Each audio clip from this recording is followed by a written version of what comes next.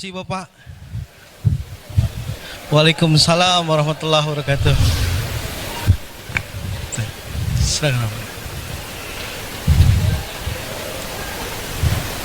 Silakan Bapak. Bismillah. Assalamualaikum warahmatullahi wabarakatuh. Alhamdulillah hamdan katsiran thayyiban mubarakan fi kama yuhibbuhu rabbuna wa yarda. Asyhadu an la ilaha illallah wa asyhadu anna Muhammadan abduhu wa rasuluh la nabiyya ba'dah. Yang saya hormati dan cintai karena Allah, Bapak Gubernur DKI Jakarta, Bapak Anies Baswedan hafizahullah. Kami ucapkan syukran wa jazakallah khair atas kehadirannya Bapak. Yang saya hormati dan cintai Dewan Pembina dan Dewan Pakar dari ASESI, serta Ketua dan seluruh tamu undangan dari ASESI Expo Aksesi 2017. Dengan ini kami meminta kepada Bapak Gubernur DKI Bapak Anies Baswedan untuk memberikan sambutannya kepada kami. Tafadhol Ustaz.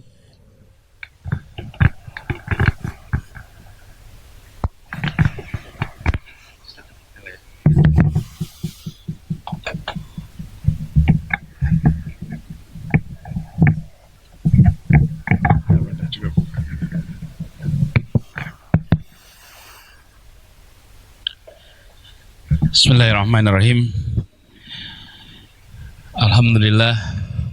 Alhamdulillahilladzi arsala rasulahu bil huda wa dinil haq liyudhhirahu ala dini kullih wa qafa billahi syahida. Asyhadu an la ilaha illallah wa asyhadu anna Muhammadan abduhu wa rasuluh la nabiyya ba'dah. Yang saya hormati pembina, pimpinan, pengurus ASESI, seluruh peserta dan tamu undangan, Assalamualaikum warahmatullahi wabarakatuh. Pertama, saya ingin mengucapkan selamat atas penyelenggaraan ASESI yang keberapa sekarang? Yang kelima. Saya baru pertama kali hadir, tapi melihat dari pameran di depan sana, nampak sekali bahwa geliat kebangkitan pendidikan Islam makin hari makin menguat di Indonesia. Ini adalah sebuah tanda-tanda yang baik. Saya tadi sampaikan, ini sebetulnya jadwal ke sini tidak ada. Tapi saya bilang lebih baik mendadak datang daripada mendadak batal. Kalau mendadak batal suasana jadi panjang gitu. Saya ingin sampaikan singkat saja. Pendidikanlah tentang masa depan. Pendidikan adalah tentang menyiapkan generasi baru. Dan pendidikan tidak membentuk, pendidikan menumbuhkan. Dia menumbuhkan. Karena dia menumbuhkan, maka yang diperlukan sangat mendasar adalah bagaimana tanah tempat bibit tumbuh bisa subur. Bibit dan tanah tempat tumbuh itu iklimnya baik. Kalau kita membayangkan anak-anak sebagai biji, ketika masih biji itu dia tidak kelihatan batangnya, tidak kelihatan akarnya, tidak kelihatan daunnya, tapi dia masih biji. Sehebat apapun sebuah biji, ya dia tidak kelihatan seluruh komponennya. Nanti kalau dia sudah tumbuh berkembang, kalau biji tanaman itu, maka akan terlihat batangnya, akan terlihat daunnya, akan terlihat buahnya, akan terlihat bunganya. Tapi pada saat dia masih menjadi biji, belum terlihat. Kadang-kadang kita melihat biji seperti kita melihat tanaman yang lengkap. Lalu kita ingin biji ini punya semuanya. Punya bunganya, punya seluruhnya. Tidak bisa. Karena biji itu akan menjadi tumbuhan yang lengkap, memerlukan waktu, memerlukan proses penumbuhan. Biji yang baik membutuhkan lahan yang subur. Di mana lahan yang subur itu? Satu, di rumah. Rumahnya harus menjadi lahan yang subur. Yang kedua di mana? Di sekolah. Dia juga lahan yang subur. Yang ketiga di antara rumah dan sekolah, yaitu di lingkungannya. Karena itu ketika kita membicarakan tentang pendidikan, bayangkan seperti kita menumbuhkan biji itu. Karena itu saya sering mengatakan jangan gunakan kata membentuk, apalagi kalau akhlak.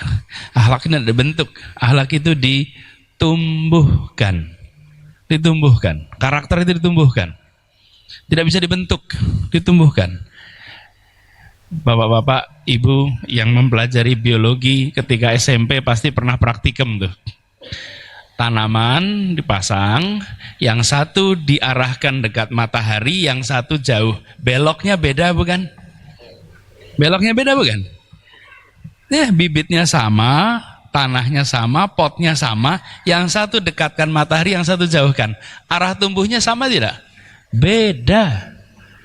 Jadi, kita mau belok kanan, belok kiri itu bukan daunnya yang dibelokkan, tapi rangsangannya yang berbeda. Cuacanya yang diatur, lokasinya yang diatur. Karena itu mengelola sebuah sekolah, mengelola sebuah institusi pendidikan itu adalah mengelola rekayasa. Karena direkayasa, perilaku rekayasa. Ya, beri contoh di rumah nih, di rumah kita ingin anak kita menjadi anak yang individualis atau anak yang dekat dengan saudara-saudaranya. Misalnya, ingin dekat bukan? Terus kita bikin rumah nih. Cara bikin rumahnya, anaknya 4 misalnya, dibuat 3 kamar, 4 kamar. Lalu di tiap kamar dibuatkan kamar mandi. Oke? Kenapa? Ya supaya rapi bersih. Semua kamar mandi ada dalam rumah. Keluarga yang sama, 4 anak, kamar mandinya di luar, 1. Apa yang terjadi? Yang satu anaknya tumbuh individual, semuanya diselesaikan sendiri, keluar dari kamar udah bersih. Yang satu rebutan kamar mandi tiap pagi. Tahu karakternya, siapa yang sikatannya lama, siapa yang kalau mandi lama, siapa yang kalau mandi harus diketok-ketok, siapa yang samponya suka ketinggalan. Beda bukan?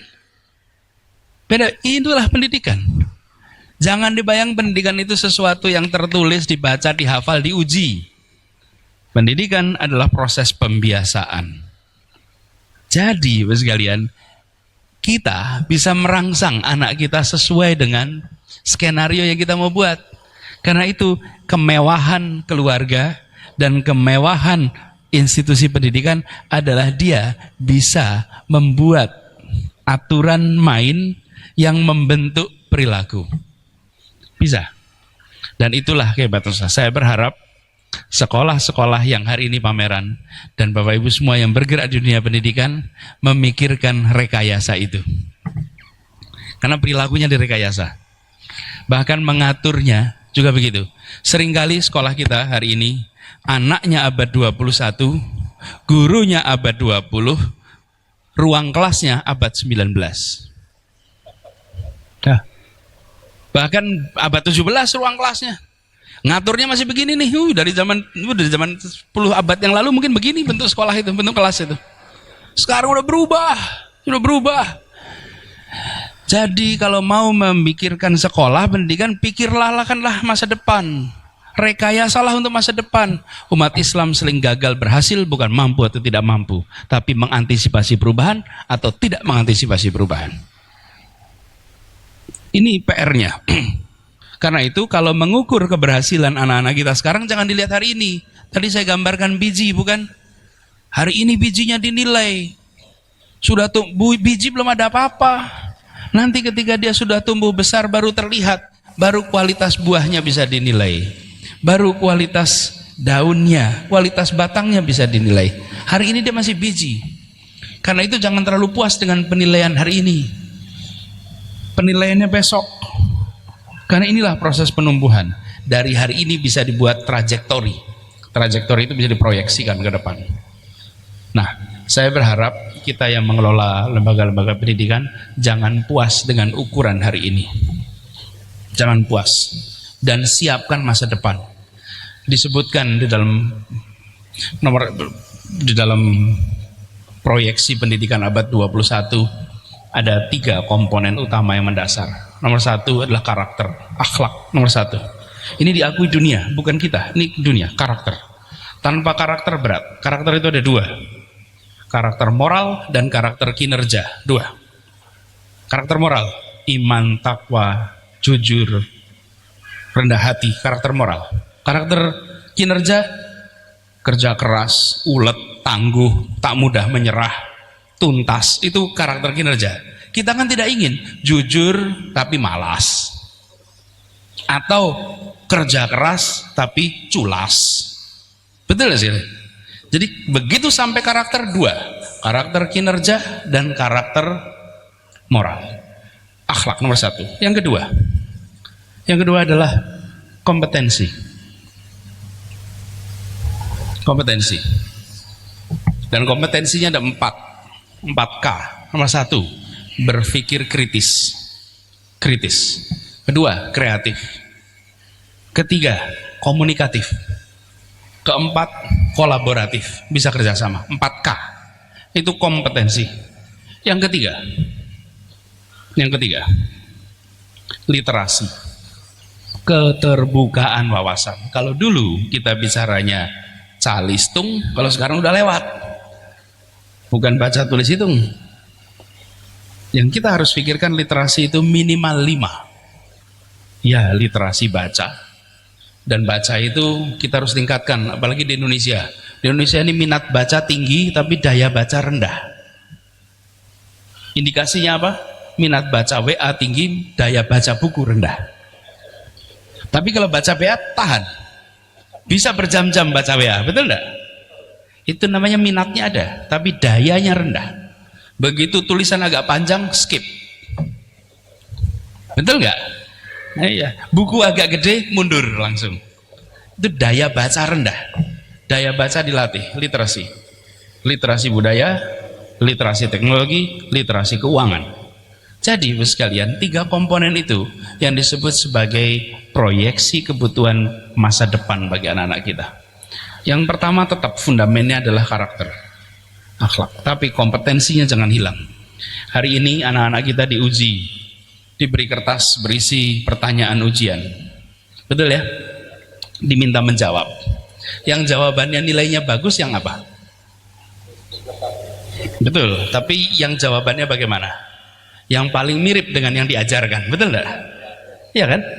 Yang paling mirip dengan yang diajarkan itulah yang benar, ya enggak? Di masa depan ujiannya adalah dikasih lembar kosong, kerjakan semau Anda. Kerjakan semau Anda. Lalu anak kita bingung, nggak bisa jawab. Bingung, nggak bisa jawab. Kekalahkan umat Islam banyak di urusan seperti ini. Banyak di urusan seperti ini. Karena tidak mempersiapkan perubahan itu. Pertanyaannya nggak ada lagi, kasih lembar kosong. Kalau hari ini ditanya mau jadi apa, besok sekolah-sekolah ini tidak boleh lagi tanya, kalian mau jadi apa? Jangan. Tanya nanti kalau besar mau membuat apa, karena profesinya udah nggak ada nanti. Dulu saya waktu masih kecil tuh Pak, tukang pos tuh rutin datang ke rumah Pak, pakai motor warnanya oranye. Wah, top betul rasanya naik motor Suzuki itu. Pos, pengen jadi tukang pos. Hari ini ada tukang pos, email semua, WA, betul gak sekalian? Bayangkan besok perubahannya lebih cepat. Yang diketahui hari ini belum tentu masih ada profesinya di masa depan. Jadi pengelola institusi pendidikan jangan terpukau dengan cerita masa lalu. Gelisahlah dengan masa depan. Gelisahlah dengan sekolah-sekolah terbaik dunia hari ini. Jangan puas dengan melihat masa lalu kami sudah seperti ini. Bukan, masa depan. Dan ini teman-teman, saya sampaikan sebagai bagian dari kita bersiap.